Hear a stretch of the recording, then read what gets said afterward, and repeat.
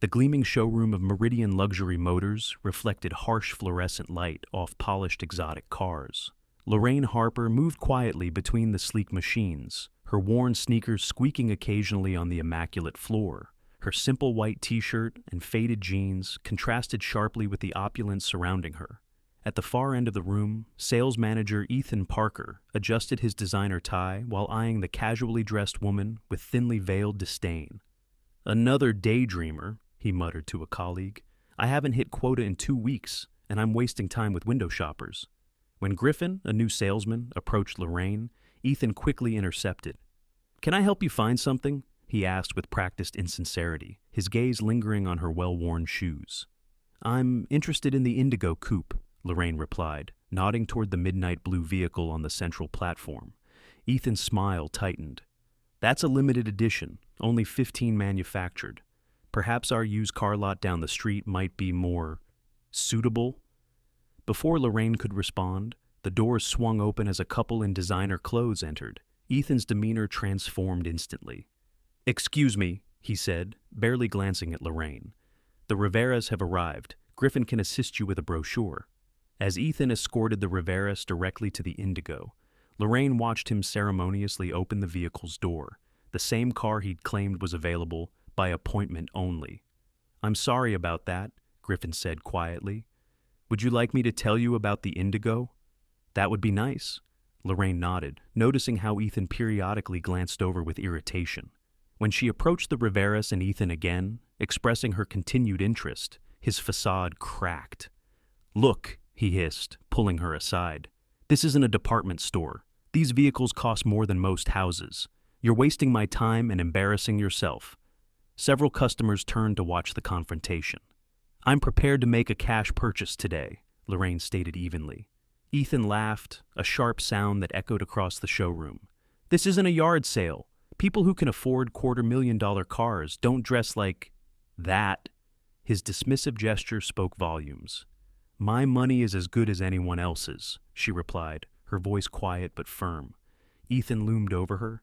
"Either make an appointment and come back dressed appropriately, or leave." Donovan Preston, the dealership owner, approached, drawn by the commotion. After a brief explanation from Ethan, Preston took his manager's side. "Our clients generally understand the exclusivity of our offerings," Preston said with practiced diplomacy. "I understand perfectly," Lorraine replied, introducing herself. "Your manager has made the rules quite clear." Emboldened, Ethan added condescendingly, "If you're genuinely interested, call for an appointment, with proof of funds. These vehicles are for a certain class of people." Someone in the gathering crowd snickered. Lorraine glanced around at the judgmental faces, Ethan's smug expression, and Preston's silent complicity. "I see," was all she said, before turning toward the exit. Behind her, Ethan's voice carried, "Some people just don't know their place." Outside in the sunlight, Lorraine pulled out her phone, humiliation burning her cheeks. Yet, as she dialed, a small, determined smile formed on her lips.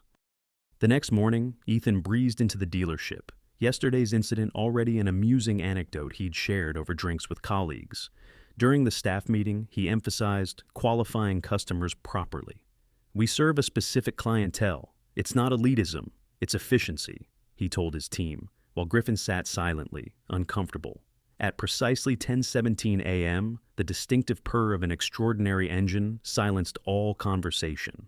Through the showroom windows, a custom Rolls-Royce Phantom with a unique color-shifting blue finish pulled up, conservatively worth over $1.2 million. Preston emerged from his office as Ethan hurried toward the entrance, sensing a major commission. A uniformed chauffeur opened the rear door, revealing a distinguished man with salt and pepper hair in an impeccably tailored suit.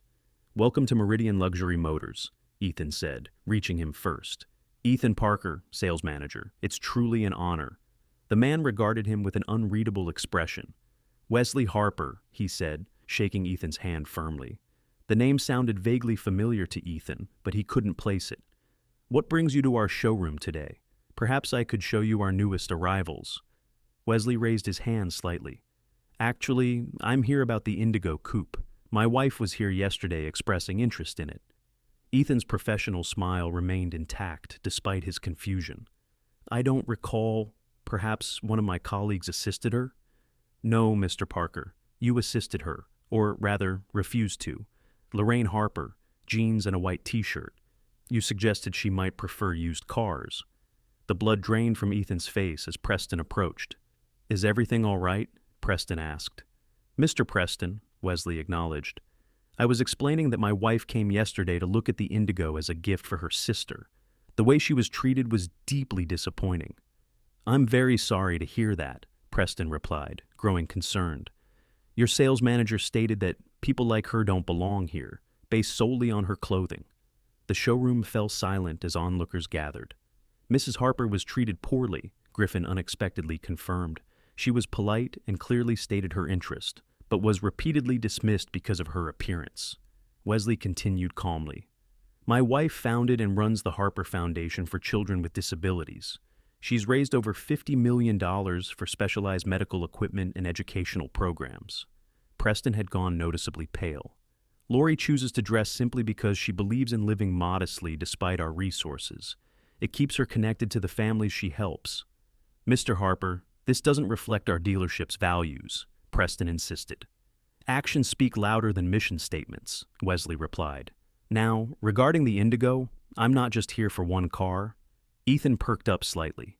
I plan to purchase the indigo for my sister-in-law, as Lori intended, but I've also been considering updating our corporate fleet, 7 vehicles, and my personal collection needs an upgrade. Preston's eyes widened at the potential deal. However, Wesley added, I'm questioning whether this is the right place for such an investment. Please allow us to make things right, Preston pleaded. Perhaps there is a way forward, Wesley considered. The Harper Foundation is hosting a charity gala next month, raising funds for an adaptive sports complex. He turned to Ethan. I believe your presence would be educational, not as a guest, but as a volunteer. The message was clear. This wasn't just about a sale, but about human dignity.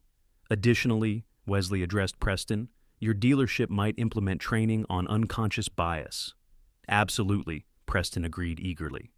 As for the cars, Wesley turned to Griffin, I'd like you to handle the paperwork for the indigo.